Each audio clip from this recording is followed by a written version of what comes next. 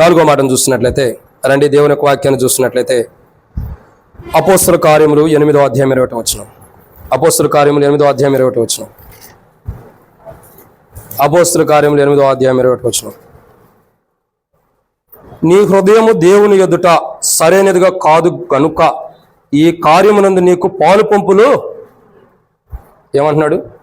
ఈ కార్యమునందు నీకు పాలు పంపులు లేవు అంటున్నాడు ప్రభు. ఏమంటున్నాడు? ఈ కార్యమునందు నీకు పాలు పంపులు లేవు. స్పష్టంగా చెబుతున్నాడు ప్రభు. ఏమంటున్నాడు? ఈ కార్యమునందు. ఏ కార్యము?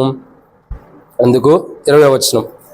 అందుకు పేతురు, నీవు ద్రవ్యమిచ్చి దేవుని వరము సంపాదించుకుందునని తలంచుకొనినందున నీ వెండి నీతో రచించును గాక. నీ హృదయం దేవుని ఎదుట సరైనది కాదు గనుక ఈ కార్యమునందు నీకు, ఇక దేవుని కార్యములందు లేదా పరిశుద్ధాత్మను పొందే అందు ఏమవుతుంది? ఈ కార్యమునందు నీకు పాలు పంపులు లేవు. పరిశుద్ధాత్ముడితో పాలు పంపులు లేవంట. ఒక కోణంలో చెప్పాలంటే ఎందుకు లేవు? ఎందుకు లేవంటే, ఒక వ్యక్తి ఉన్నాడు, ధనముతో పరిశుద్ధాత్మను కొనుక్కోవాలనుకుంటున్నాడు. మన భాషలో చెప్తున్నాం.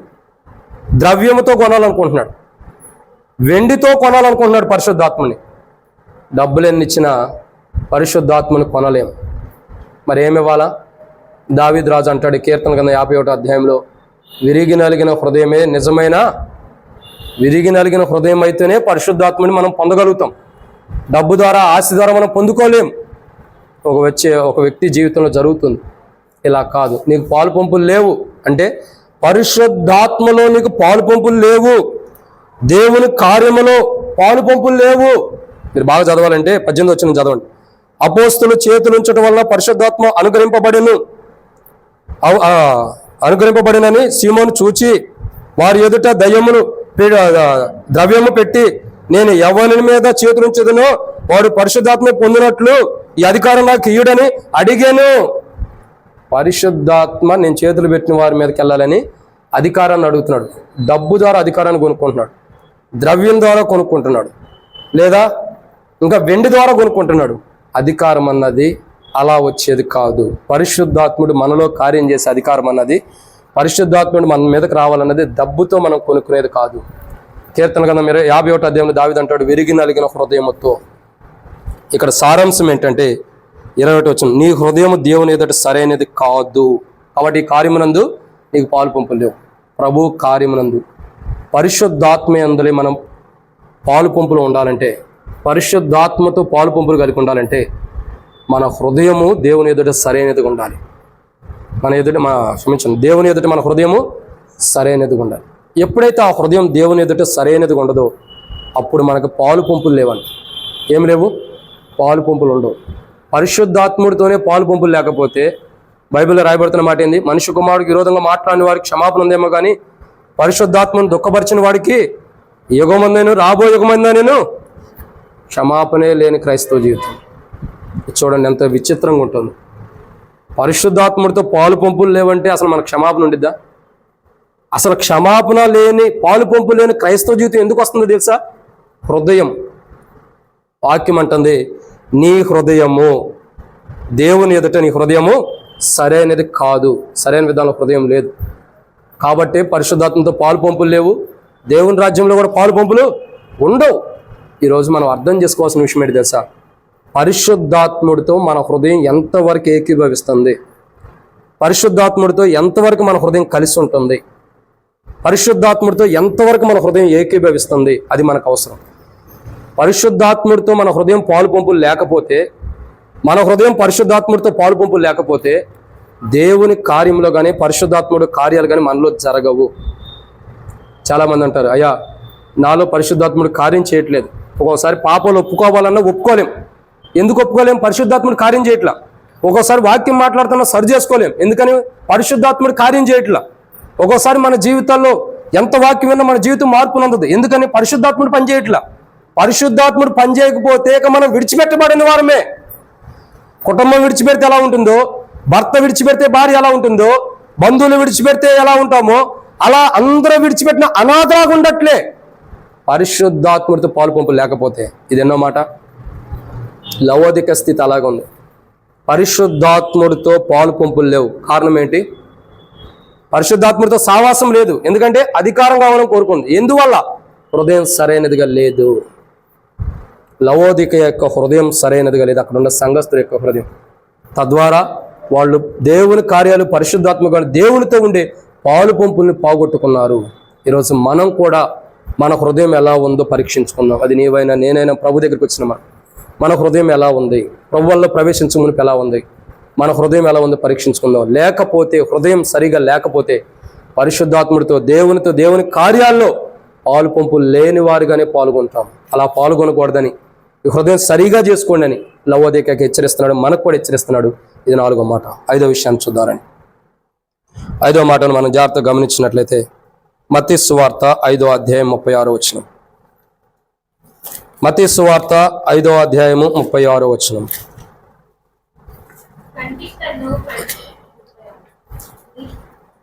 5వ అధ్యాయము 36వ వచనం. నీ తలతోడని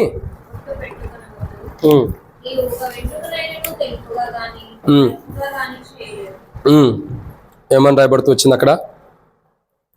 నీ తలతోడని ఒట్టు పెట్టుకోవద్దు, నువ్వు ఒక వెంట్రుకనైనాను తెలుపుగానైనా నలుపుగానైనాను చేయలేవు.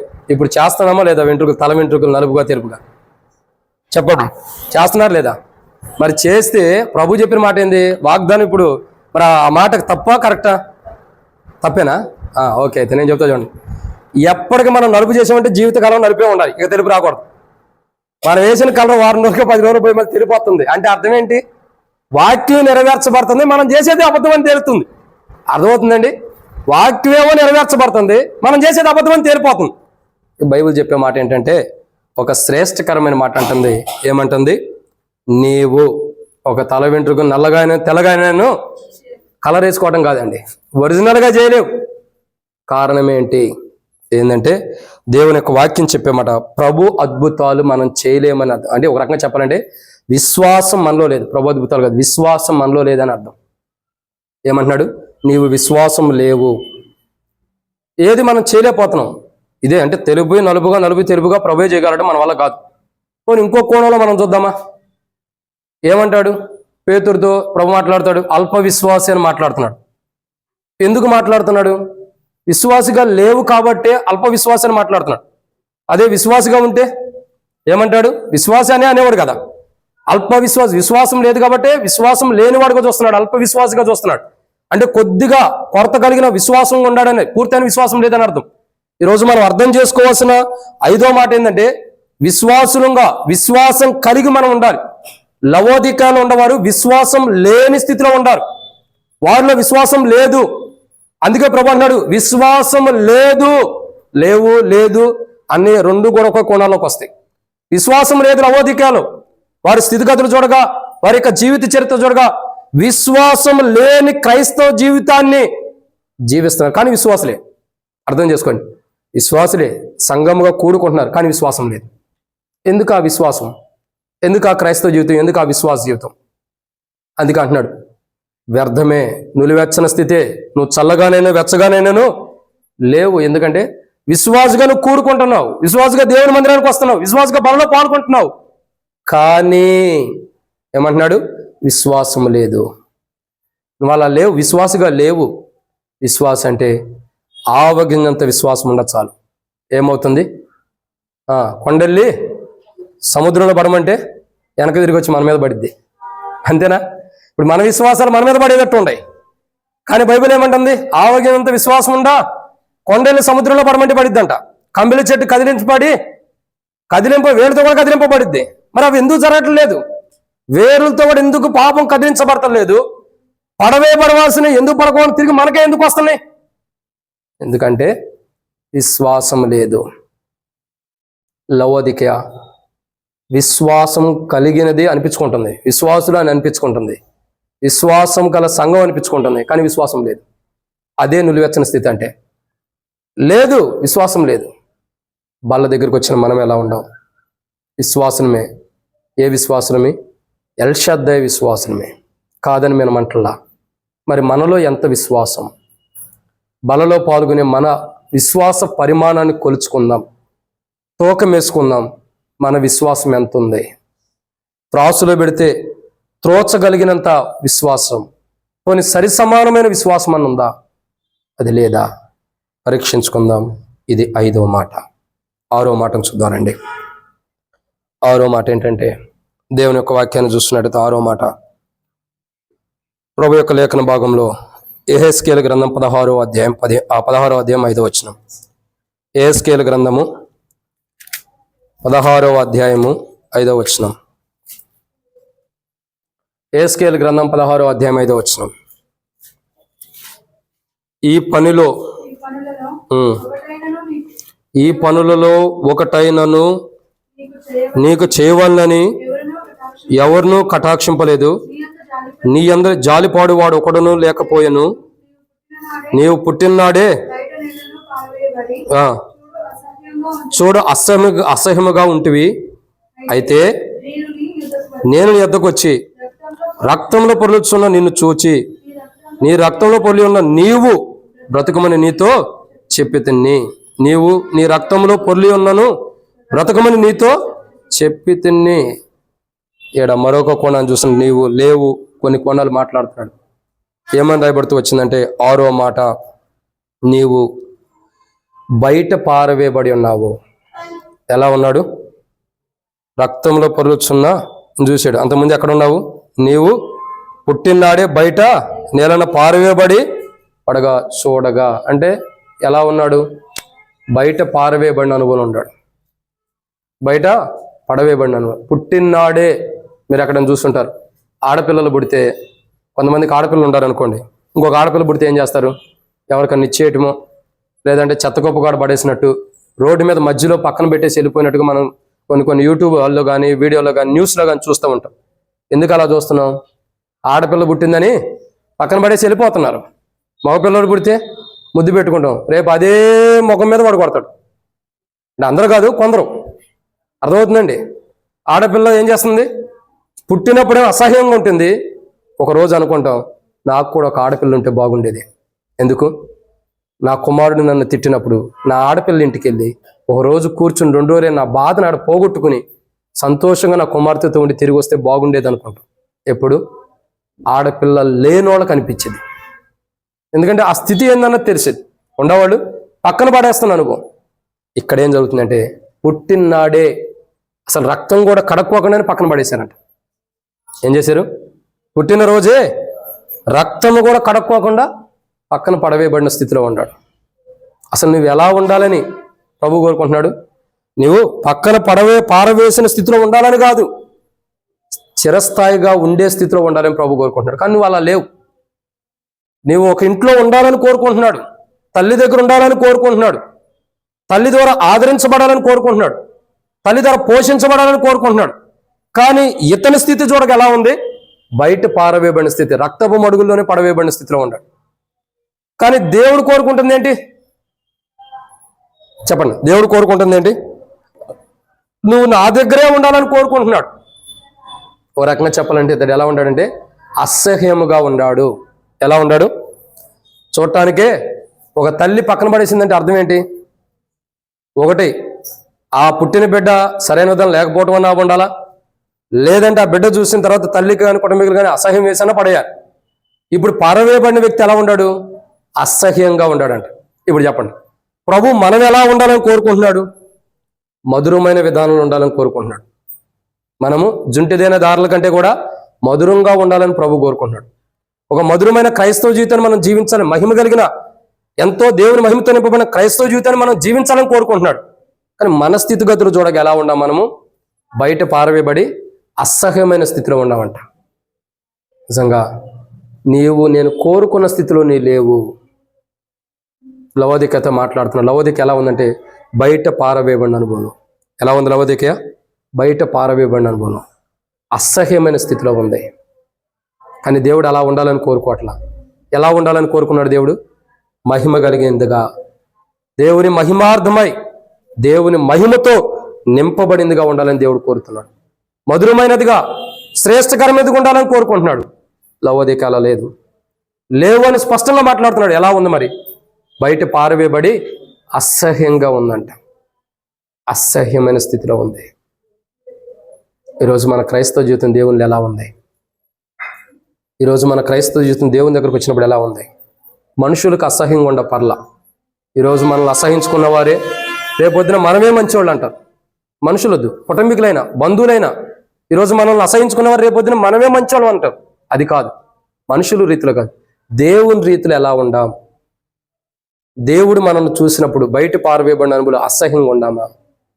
మన క్రైస్తవ జీవితం, మన విశ్వాస జీవితం, మన ప్రార్థన జీవితం, మనం దేవునితో ఉండే బాండింగ్, దేవునితో ఉండే సావాసం ఎలా ఉంది పరీక్షించుకుందాం. ఇది 6వ మాట. లవోదికయ అసహ్యమైన స్థితిలో ఉంది. నువ్వు ఉండాల్సిన స్థితిలో లేవని ప్రభు మాట్లాడుతున్నాడు. నువ్వు వెచ్చగానే చల్లగానే లేవు అంటున్నాడు.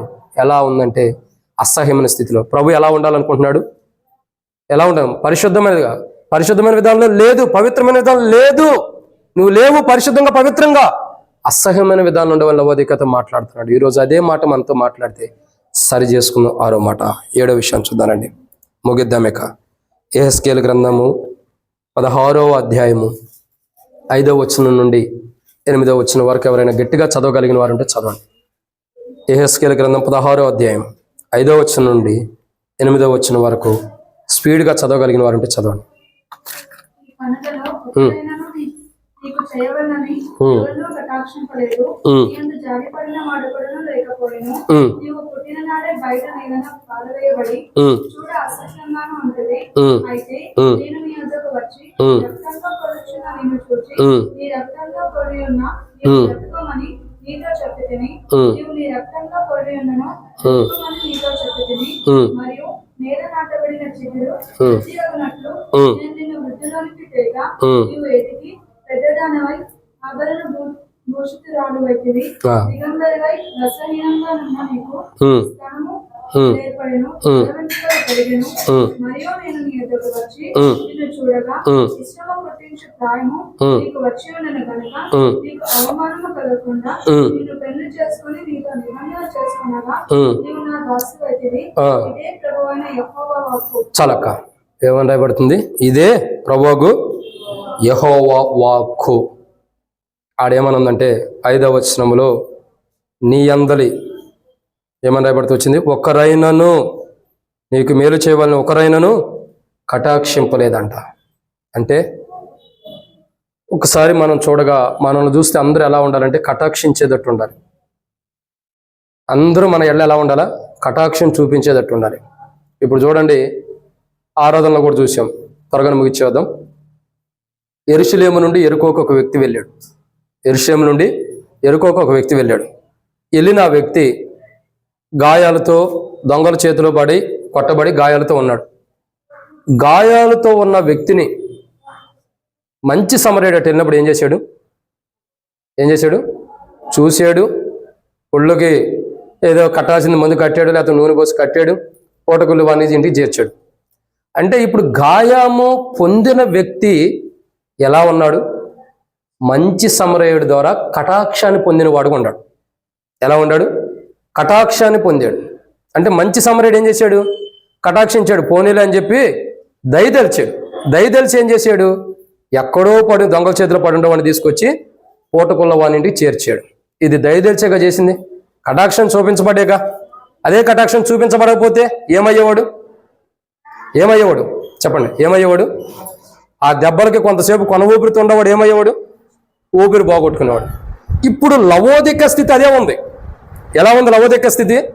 ప్రభువేమో ఆ బాధలతో గాయాలతో కొట్టబడి కొన ఊపిరిలో ఉన్న లవోదికకి ఆ పుళ్ళు కట్టి నూనెతో కానీ ఆ యొక్క తైలంతో కానీ పుళ్ళు కట్టి పూటకుళ్ళవానింటి చేర్చాలనుకుంటున్నాడు. చేర్చి సమయం వచ్చినప్పుడు అతనికి ఇవ్వాల్సిన డబ్బులు ఇవ్వాలని ఇష్టపడుతున్నాడు. కానీ లవోదికే ఎలా ఉందంటే ఆ గాయాలు చూసుకోలేని స్థితిలో ఉంది. లవోదికేకి అవుతున్న గాయం ఎలాంటిది? ఎటువంటి గాయం లవోదికేకి అవుతుందో అది చూసుకోలేని స్థితిలో ఉంది. అర్థం చేసుకోండి.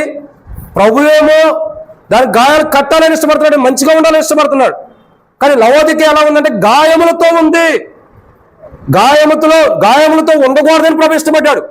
కానీ నువ్వు ఎలా ఉన్నావంటే గాయములతో ఉన్నావు, మంచిగా లేవు, గాయాలు కట్టాలని ఇష్టపడుతున్నాడు. కానీ లవోదికయ కట్టించుకునే స్థితిలో కూడా లేదు. కట్టించే స్థితిలో కూడా లేదు. ఏ స్థితిలో ఉందంటే, ఒక త్రాగుబోతున్నాడు అనుకోండి, మద్యం తాగే వ్యక్తి ఉంటాడు, త్రాగుబోతు బైక్ వేసుకుని రోడ్డు మీద వెళ్తూ ఉంటాడు. సడన్గా బండి స్కిడ్ అయ్యి కింద పడిపోయాడు. పడిపోయినటువంటి వ్యక్తి దగ్గరికి మనం వెళ్ళి జారిపడి అయ్యా లెగు అని లేపామనుకో, ఏమంటాడు చెప్పండి? ఏమంటాడు? నువ్వు నా దగ్గర రావసలా, నేను లెగుస్తా, నువ్వేందుకు నా దగ్గరికి వస్తున్నావు? మనల్నే తిడతాడు. తిట్టడా? ఇప్పుడు నన్ను అనుభవాలు ఉండయా? మాకు అప్పుడప్పుడు ఉండేలేండి. ఉండయా మీకు? ఉంటే ఖచ్చితంగా. ఒక త్రాగిన వ్యక్తి పడిపోయిన వ్యక్తి దగ్గరికి వెళ్తే ఏమంటాడు? నేను నుంచుంటా, నీకెందుకు, నన్ను నిలబెట్ట అవసరం లేదు, నేనేం తాగాను అనుకుంటావా అనుకుంటానే దూకుతూ ఉంటాడు. ఆడవాళ్ళు కూడా దూకేవాళ్ళు ఉండాలి తాగి. ఎట్లాంటి స్థితిలో ఉండాలో చూడండి. ఇక అంటే ఇక్కడ ఏంటి? మంచి చేయాలనుకున్న చేపించుకునే స్థితిలో లేడు. లవోదిక ఎగ్జాక్ట్లీ అదే స్థితిలో ఉంది. లవోదిక అని ప్రభు ఏం చేస్తున్నాడు?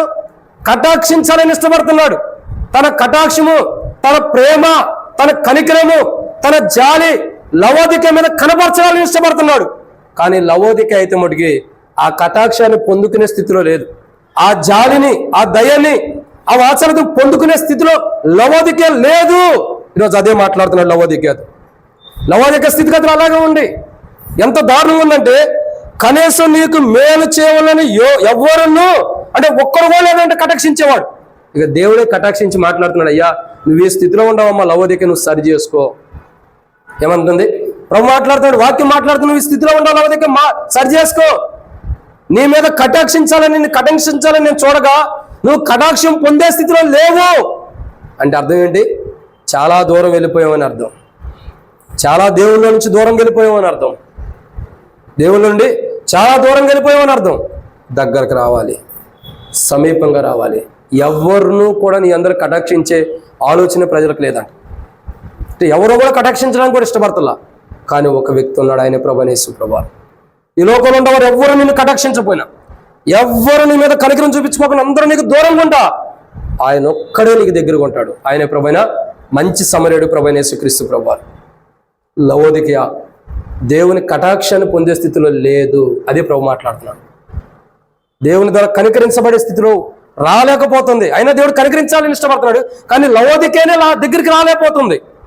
దేవుడు ఈరోజు మనల్ని కటాక్షించాలనుకుంటున్నాడు, కరుణించాలనుకుంటున్నాడు, మనపైన జాలి చూపించాలనుకున్నాడు. మనం వచ్చే స్థితిలో ఉన్నామా? లవోదిక లేదు. కనీసం మనమైన ఆ స్థితిలో ఉన్నాం, వచ్చే స్థితిలో. లేకపోతే సరి చేసుకుందాం. 7 విషయాలు. ఈ మాట చెప్పిన తర్వాత ఒక మాట ఉంది. ప్రభు ఏమంటున్నాడంటే 8వ వచనంలో, నేను ఏమంటున్నాడు? నీకు అవమానం కలగకుండా నిన్ను పెండ్లి చేసుకుని నీతో నిబంధన చేసుకొనగా నీవు నా దానవైతివి. ఇదే ప్రభువు యెహోవా ఇది చేయాలని ప్రభు ఇష్టపడుతున్నాడు. లవోదికతో ఎందుకు మాట్లాడుతున్నాడు తెలుసా? మనతో ఎందుకు మాట్లాడుతున్నాడు తెలుసా? చెప్పండి. 7 విషయాలు మాట్లాడాడు. మొదటిది, లవోదిక ఇలా లేవు నువ్వు అని మాట్లాడుతున్నాడు. ఎలా లేదు లవోదిక? 1, ఎలా లేదు? మార్గంలో వృద్ధిలో చేసుకునే స్థితిలో లేదు. 2, ప్రభువుతో పాటు వెళ్ళలేని స్థితిలో, అంటే మహిమ లేదు. 3, ప్రభు కోరుకున్న స్థితిలో లేదు. 4, పరిశుద్ధాత్మతో పాలు పంపులు లేదు, అంటే లోకానుసారంగా ఉంది. 5, విశ్వాసం లేని స్థితిలో ఉంది. 6, బయట పారవేయబడిన స్థితిలో ఉంది. 7, అసహ్యంగా ఉంది. 6, 7 చూసాం, కటాక్షించబడే స్థితిలో కూడా లేవు. అంటే ఈ స్థితిలో ఎలా ఉండాలంటే పరిశుద్ధంగా ఉండాలా? పరిశుద్ధమైన స్థితిలో నీవు లేవు. పరిశుద్ధాత్మతో పాలు పంపులు పొందాలా? అలా కూడా నీ లేవు. ఇంకేం మాట్లాడుతున్నాడు? మార్గం వర్ధిలు చేసుకోవాలా? వర్ధిలు చేసుకునే అనుభవం కూడా నువ్వు లేవు. ఇలా ఉండాలి కానీ ఇలా లేవు అని మాట్లాడుతున్నాడు. లవోదిక ఇలా ఉండాల్సిన లవోదిక అలా లేదు కాబట్టి లవోదికతో మాట్లాడుతున్నాడు. ఈరోజు మనతో కూడా మాట్లాడి ఇంకొక మాట చెబుతున్నాడు ప్రభు. ఏమన్నాడు తెలుసు? 8వ వచనంలో, నేను నీకు కలిగిన అవమానమును చూచి, ఏమంటున్నాడు? నేను నీకు కలిగిన అవమానమును, నీకు అవమానం కలగకుండా నిన్ను పెండ్లి చేసుకొని నీతో నిబంధన చేసుకొనగా నీవు నా దానవైతివి. ఇదే ప్రభువు యెహోవాకు. ఏమన్నాడు? నీకు అవమానం కలగకుండా ఉండటానికి నేను నిన్ను వివాహం చేసుకున్నాను అంటున్నాడు. ఈరోజు ప్రభు ఎందుకు మనతో ఒడంబడిక చేసుకున్నాడు తెలుసా? సంఘము క్రీస్తుకి ఎందుకు వివాహం చేయబడుతుంది తెలుసా? అవమానం కలగకుండా ఉండటానికి. ఎందుకు అవమానం? యేసుక్రీస్తు ప్రభు వారికి సంఘము భార్యగా యేసు ప్రభు వారు వరుడుగా ఎందుకు ఉన్నాడంటే, పరమ వరుడుగా యేసు ప్రభు ఉండి గొర్రెపిల్ల భార్యగా ఎందుకు ఉందంటే మనకు అవమానం పొందుకోకుండా. ఈ గొర్రెపిల్లకి ఏం జరగకూడదు? క్షమించండి, గొర్రెపిల్ల భార్యకి ఏం జరగకూడదు? అవమానం. అర్థమైందండి? యేసుక్రీస్తు ప్రభువారు ఎందుకు వివాహం చేసుకోవడానికి ఇష్టపడుతున్నాడు? వివాహం అంటే భౌతికమైన వివాహం కాదు, ఆత్మ సంబంధం. ఇది బాగా అర్థం చేసుకోవాలి. ఎలాగూ మళ్ళీ దీన్ని వక్రీకరించుకో. బయటకు వెళ్ళి కొంతమంది ఎలా ఉంటారంటే యేసు ప్రభు పెళ్లి చేసుకుంటాడంట, ఈ బైబిల్లో లేనిది చెబుతున్నాడు అనుకోవద్దు. ఉంది. గొర్రెపిల్ల భార్య తను సిద్ధపరచుకుందని బైబిల్లో రాయబడుతూ వచ్చింది. ఎందుకు గొర్రెపిల్ల భార్య సిద్ధపరచుకుంది? తనను తానే ఎందుకు సిద్ధపరచుకుంటుందంటే తనకు అవమానం రాకుండా ఉండటానికి. ఏ అవమానం తన మీదకి రాకుండా, ఏ నింద తన మీదకి రాకుండా, ఎవరి ద్వారా కూడా గొర్రెపిల్ల భార్య అవమానించబడకుండా ఉండటం కొరకు తనను తాను సిద్ధపరచుకుంది. ప్రభు అదే అంటున్నాడు, నిన్ను పెండ్లి చేసుకున్నాను, నీతో ఒక నిబంధన చేశాను, నీవు నా దానివైతివి అని ప్రభు మాట్లాడతాడు. ఇప్పుడు మనం ఎవరమి? అంతకుముందు కూడా చెప్పాం, ప్రభువు నీ వాడను, నీవు నా ప్రభుడివి. మనం ఎవరమి? ప్రభువారు మనమైతే మన ప్రభు ఏం చేసినట్టు? పెండ్లి చేసుకున్న అనుభవంలో తీసుకొచ్చాడు. ఈ పెండ్లి జరిగిందంటే అర్థం ఏంటి? పెండ్లి జరిగిన అనుభవంలోకి వచ్చామంటే అర్థం ఏంటి? మనం ఎవరు సంబంధించిన వారు? ప్రభు సంబంధించిన వారు. ఇప్పుడు ఏమై ఉన్నాం? మనకు కలగాల్సిన అవమానం దొర్లించబడింది. ఇదే ప్రభు చేయాలనుకున్నాడు. లవోదికయతో ఎందుకు మాట్లాడుతుంటే తెలుసా? నువ్వు ఎచ్చగా లేవు, చల్లగా ఉండవు, చల్లగా లేవు, ఎచ్చగా లేవు అని ఎందుకు మాట్లాడుతున్నా అంటే లవోదికయకి ఎండింగ్ లో అవమానం రాబోతుంది. ఇది అర్థమైందండి? ఇప్పుడు లవోదికయకి ఏం చేయబడుతుంది? ఎండింగ్ లో చివరిలో ఏమవుతుంది? అవమానం అన్నది రాబోతుంది. ఈ అవమానం రాకుండా ఉండటం కొరకు మొదటే ప్రభు నువ్వు చల్లగా లేవు, వెచ్చగా లేవు, నీ స్థితి ఎలా ఉంది, సరి చేసుకొని కొండ బద్దలు కొడుతున్నాడు. అర్థమైందా? సరి చేసుకోమని హెచ్చరిస్తున్నాడు. ఇదే ఎండింగ్ లవోదికయకి. ఎలా వచ్చింది? ఎలా వస్తుంది ఎండింగ్ అన్నది? అదే చెబుతున్నాడు. ఈ రోజుతో ఎండింగ్ ఇదే. ఏమని మాట్లాడుతున్నాడు? చివరిగా నీకు చెప్పేది ఒకటే, నీవు అవమానం పొందబోతున్నావు, అలా పొందుకోకుండా ఉండటం కొరకు నేను నిన్ను వివాహం చేసుకున్నానని ప్రభు మాట్లాడుతున్నాడు. లవోదికయ అవమానించబడిన స్థితిలోకి వెళ్ళిపోయింది. ఈరోజు మనల్ని పరమవరుడైన ప్రభు యేసుక్రీస్తు ప్రభు వారు అవమానించే స్థితిలోకి వస్తే, అవమానించడం అంటే ఆయన ఏదో అవమానించడం అంటే మనలా కాదు. ఇది లోపం ఉంది, ఇది సరిగా లేదు, నీలో ఈ బలహీనత ఉంది, కాబట్టి నువ్వు దేవుని రాజ్యానికి రావడానికి అర్హుడు కావు, నీకు యోగ్యత లేదు అని ప్రభు మనల్ని హెచ్చరిస్తే మన స్థితి ఏంటి అని ప్రభు ఏమనుకుంటున్నాడు? సంఘం ఎత్తబడినప్పుడు, మధ్యాకాశానికి సంఘం వెళ్ళినప్పుడు ఆ సంఘం ఎదుట మనకు అవమానం రాకూడదని మనల్ని పెళ్లి చేసుకోవడానికి ఇష్టపడుతున్నాడు. సంఘం ఎత్తబడుతుంది, ఖచ్చితంగా ఎత్తబడుతుందా లేదా? ఎత్తబడుతుంది. ఎత్తబడినప్పుడు ఏం జరుగుతుంది? పెండ్లి విందు ఉంది అక్కడ. 7 ఏండ్లు పెండ్లి విందు. పెండ్లి విందు దేనికోసం పెడుతున్నారు? పెండ్లి కోసమే కదా, పెండ్లి కొరకే కదా విందు ఉంది. ప్రభు మనల్ని ఎందుకు వివాహం చేసుకోవడానికి ఇష్టపడుతున్నాడు తెలుసా? ఇప్పుడు అర్థమవుతుందండి. గొర్రెపిల్ల భార్యగా మనం ఎందుకు సిద్ధపడుతున్నాం? మనల్ని ప్రభు ఎందుకు వివాహం చేసుకోవడానికి సంఘాన్ని ఇష్టపడుతున్నాడంటే అవమానం రాకుండా ఉంటానికి. ఎందుకు అవమానం? ఎవరికి? చదవండి, ఆ మాట చదివి ప్రార్థనలకు వెళ్ళారండి. సమయం అయిపోయింది. యెహెజ్కేలు గ్రంథం 16వ అధ్యాయం 8వ వచనం. యెహెజ్కేలు గ్రంథం 16వ అధ్యాయం 8వ వచనం. మరియు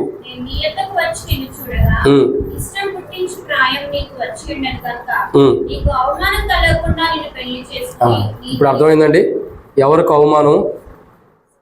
ఎవరికి అవమానం చెప్పండి, చదవండి, మరలా చదవండి ఆ మాట. నీకు అవమానమును కలుగకుండా. నాకు అని ఆయన అంటున్నాడా? మరి ఎవరికి అంటున్నాడు? నీకు అంటే ఎవరికి అవమానం కలగకూడదు? సంఘానికి. సంఘానికి అవమానం కలగకూడదంటే సంఘం ఎలా ఉండాలి చెప్పండి? సంఘం అవమానం కలగకూడదంటే సంఘం ఎలా ఉండాలా? సిద్ధపడి ఉండాలి. మత్తయి సువార్త 24:44 అంటాడు, మీరు అనుకున్న గడిలో మనిషి కుమారుడు వస్తాడు కాబట్టి మీరు సిద్ధంగా ఉండండి. ఎలా ఉండాలా? సిద్ధంగా. ఇప్పుడు అవమానం కలగకూడదంటే ఏం చేయాలా? ఆయన భార్యగా ఉండడానికి సిద్ధపడాలి. లవోదికత మాట్లాడుతున్నాడు, నువ్వు సిద్ధపడలేకపోతున్నావు, సిద్ధపడినట్టు కూడా ఉండలేకపోతున్నావు. సిద్ధపడినట్టు కూడా ఉండలేకపోతున్నావు. మరి ఎట్టుంది? నువ్వు సిద్ధపడిన స్థితిలో లేవు, సిద్ధపడినట్టు ఉంటున్నావు కానీ సిద్ధపడతలేదు. రెండో ఉండే సిద్ధపడిన అనుభవంలో లేవు అని మాట్లాడుతున్నాడు. ఈరోజు మనతో ప్రభు మాట్లాడితే సరి చేసుకుందాం. 7 విషయాలు ఏమని చెప్పండి? 1, ప్రభు నువ్వు ఇలా లేవు అంటున్నాడు. ఎలా లేవు మనం? మరి మార్గాలు వర్ధల చేసుకునే స్థితిలో మనం లేవని ప్రభు మాట్లాడుతున్నాడు. 2, ఎలా లేవు మనం? 1, వర్ధల చేసుకునే స్థితిలో లేవు. 2, దేవుని చెప్పండి దేవుని మహిమతో మనం లేవని అర్థం. దేవుని మహిమతో నింపబడలేమని, నింపబడలేని స్థితిలో ఉండమని అర్థం. 3, ప్రభు కోరుకున్న స్థితిలో లేమని అర్థం. 4, పరిశుద్ధాత్మతో పాలు పంపు లేవనద్దు. 5 విశ్వాసం లేదు. 6 బయట అసహ్యమైన స్థితిలో ఉన్నాం. 7 కటాక్షించే స్థితిలో కూడా లేవంట. కానీ ప్రభు ఏమనుకున్నాడు, వీటిని ఆపోజిట్ చూస్తే మార్గాలు వర్ధలు చేసుకోవాలా, ఇంకా దేవుని మహిమతో నింపబడాలా, ఇంకేమైనా రాబడుతూ వచ్చింది 3ది ప్రభు కోరుకున్న స్థితిలో ఉండాలా, పరిశుద్ధాత్మతో నింపబడాలా, దేవుని లోపల ఉండాలి, దేవుని నుంచి బయటపడబోయకూడదు, ఇంకా దేవుని ద్వారా కటాక్షించబడాలని కోరుకుంటున్నాడు, ఇంకా విశ్వాసం కలిగి ఉండాలనుకుంటున్నాడు. ఇవన్నీ మనం ఉండాలనుకుంటున్నాడు. అవి లేవని హెచ్చరించాడు. అయినను ఇంకొక సమయం మీకు ఇస్తున్నా అని ప్రభు మాట్లాడుతున్నాడు. ఇంకో తరుణం ఇస్తున్నా. ఎలాంటిదంటే నీకు అవమానం రాకుండా ఉండటానికి ఇంకో తరుణం ఇస్తున్నా. ఈరోజు మనం సరి చేసుకునే దేని కొరకు తెలుసా? ఈ రాత్రి, ఈరోజు, ఈ క్షణం ప్రభు వస్తే మనకేం రాకూడదు? అవమానము. ఈ క్షణం ప్రభు వస్తే ఇదిగో పెండ్లి కుమారుడు ఎదుర్కోండి అని స్వరం వినపడితే మనకు అవమానం రాకూడదు. దాని కొరకు ప్రభు ఏం చేస్తున్నాడు? మనకి సమయం ఇస్తున్నాడు. నీకు అవమానం రాకూడదు. నేను పెండ్లి చేసుకోవాలని ఇష్టపడుతున్న అవమానం తీసివేయటానికి. అంటే ప్రభు పరమ వరుడుగా ఆయన ఉండి వధువుగా ఉన్న సంఘమైన మనల్ని వివాహం చేసుకోవడానికి ఇష్టపడుతున్నాడు. ఎందుకు ఈ వివాహం అంటే వివాహం చేసుకోవడానికి ఆయనకి ఏదో ఆశలు కలిగి కాదు. ఎందుకు వివాహం? మనకు అవమానం రాకుండా ఉండటానికి. ఈ వివాహం ద్వారా కూడా ఎవరికి లాభం ఉంటుంది చెప్పండి? వివాహం ద్వారా ఎవరికి లాభం ఉంటుంది? మనకే లాభం ఉంది. ఎందుకు? అవమానం రాకుండా. ప్రార్థన చేసుకుందామా? ప్రార్థన. మోకాళ్ళ మీదకి వద్దాం.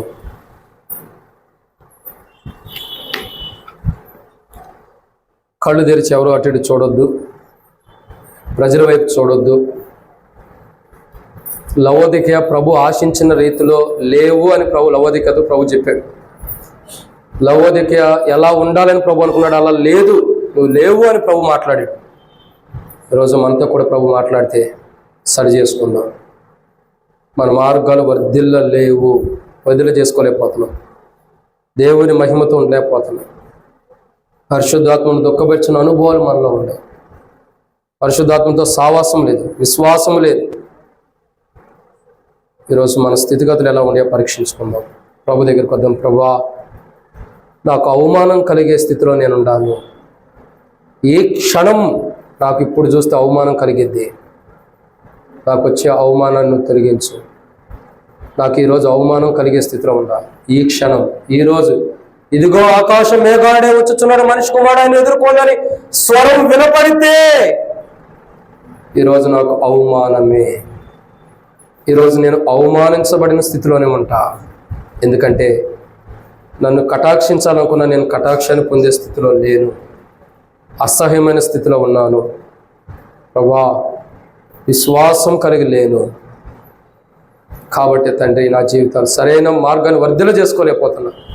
పరిశుద్ధాత్మను దుఃఖపరుస్తున్నా. పరిశుద్ధాత్మతో పాలు పంపులు లేవు. వెండి బంగారం ద్వారా కొనుక్కోవాలనుకున్నది వచ్చేది కాదు. క్షమించు ప్రభువా. లవోదికయతో నువ్వు చల్లగా వెచ్చగా లేవని నువ్వు మాట్లాడటానికి కారణం ఏంటంటే లవోదికయకి అవమానం రాకుండా ఉండాలని ఇష్టపడుతున్నావు. అందుకే లవోదికయతో మాట్లాడావు. ఈరోజు నాతో కూడా మాట్లాడుతున్నావు. నీవు అలా లేవు. వాస్తవమే, నువ్వు ఆశించిన రీతి, నువ్వు కోరుకున్న స్థితిలో నేను లేను ప్రభువా. నా జీవితాల్లో నీకు మహిమకరమైన విధానంలో లేవు. నీ మహిమతో నింపబడిన అనుభవం లేదు నా జీవితం. నన్ను క్షమించండి ప్రభువా. ఈరోజు నేను తీర్మానం చేసుకుంటున్నా, నీవు అలా లేవని నువ్వు మాట్లాడతానికి కారణం ఏంటంటే తప్పుగా మాట్లాడతల్లా, నిందించడానికి మాట్లాడతల్లా, నేరం మోపడానికి మాట్లాడతల్లా, నాలో నాకు వచ్చే అవమానాన్ని తీసివేయడానికి గట్టిగా మాట్లాడావు. ఈరోజు ప్రభు నీ దగ్గరకు వస్తున్నా. నాకు కలిగే అవమానాన్ని తీసివేసి శాంతి, సమాధానం దేవా, నన్ను నువ్వు వివాహం చేసుకునే రీతిలో, అంటే సంఘమును ప్రభు పెండ్లి పరమ వరుడుగా నువ్వు వివాహం చేసుకోబోతున్నావు. గొర్రెపిల్ల భార్య తను తాను సిద్ధపరచుకుంది వివాహం కొరకు.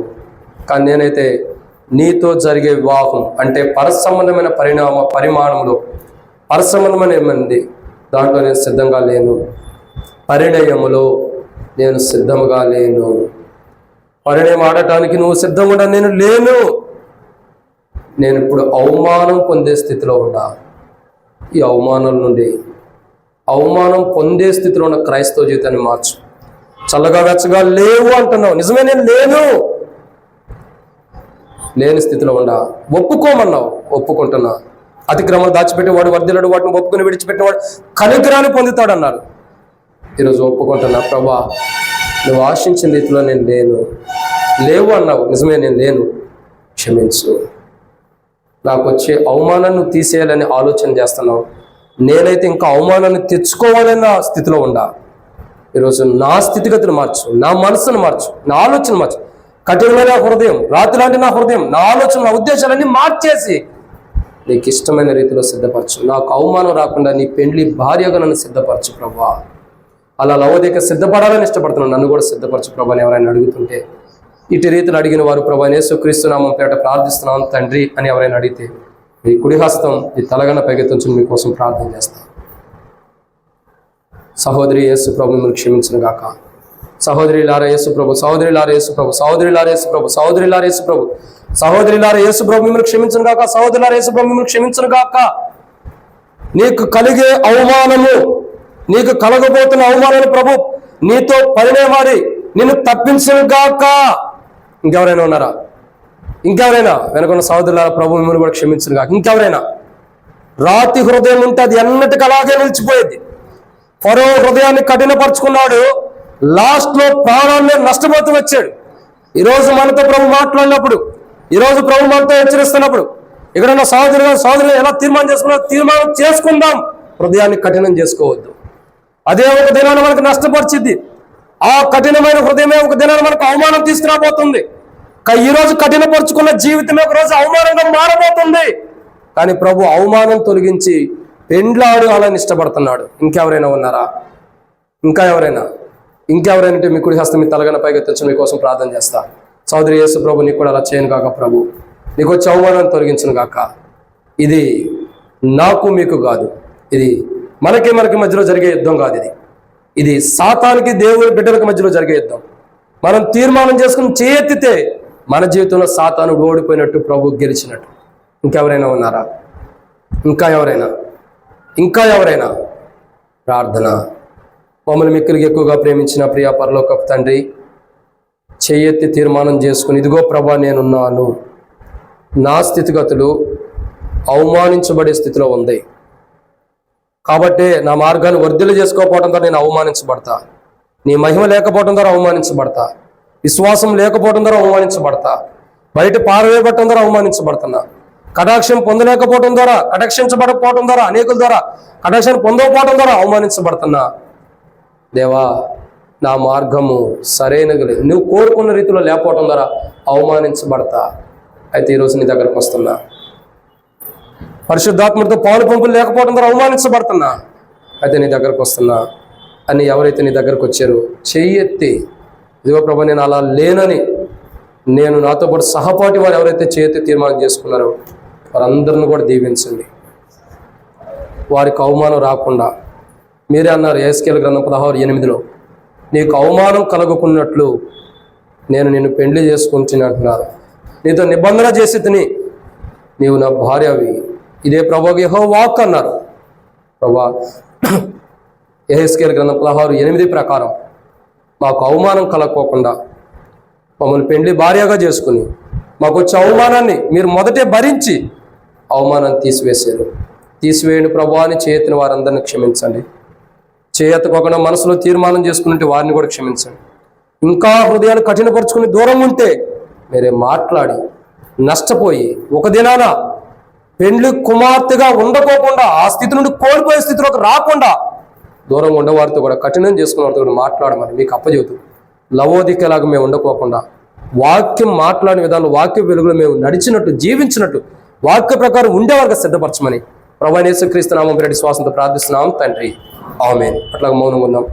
ఎవరికి వారు సరి చేసుకుని అటు ఇటు జరుపుకోకుండా, అటు ఇటు కళ్ళు అటువైపు ఇటువైపు చూడకోకుండా మన జీవితాలు సరి చేసుకుని బలలో పాల్గొందాం.